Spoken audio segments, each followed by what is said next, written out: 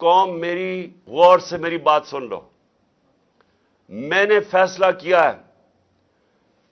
فیصلہ کیا کہ آخری خون کے طبقے تک جتنا میرا قطرہ ہے آخری خون کا میں ان کا مقابلہ کروں گا.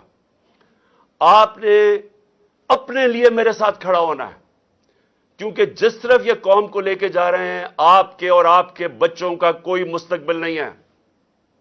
اس طرح کے پاکستان یہ نہیں چل سکتا. ذرا ہندوستان کے ٹی وی پہ دیکھیں کس طرح مذاق اڑ رہا ہے پاکستان کا.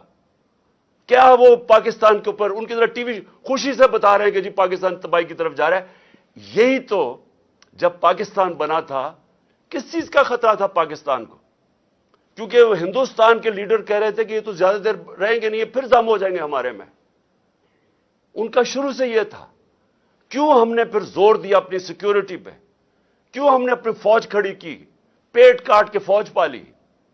اور کیوں فوج نے پھر زبردست رول کیا کہ ہمیں بچایا؟ ہمیں انہوں نے کانفیڈنس دیا کہ نہیں ہم آپ کو حفاظت کر سکتے ہیں.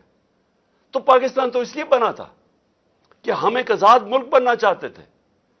ہم ایک وہ ملک بننا چاہتے تھے جو مدینہ کے ریاست کے اصولوں پہ تھا، جس کا سب سے بڑا اصول عدل اور انصاف تھا، رول آف لا تھا.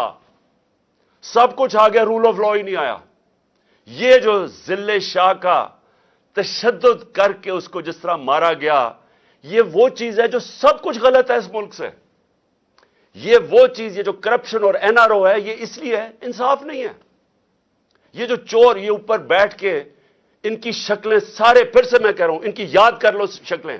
یہ قومی مجرم ہیں جو بے شرمی سے جھوٹ بولتے ہیں اور لوگوں کو بھیڑ بکریاں سمجھتے ہیں کہ جو یہ کہیں گے لوگ مان جائیں گے. یہ مجرم ہے. اس طرح کے آفیسرز کے خلاف یہ قوم کھڑی ہو.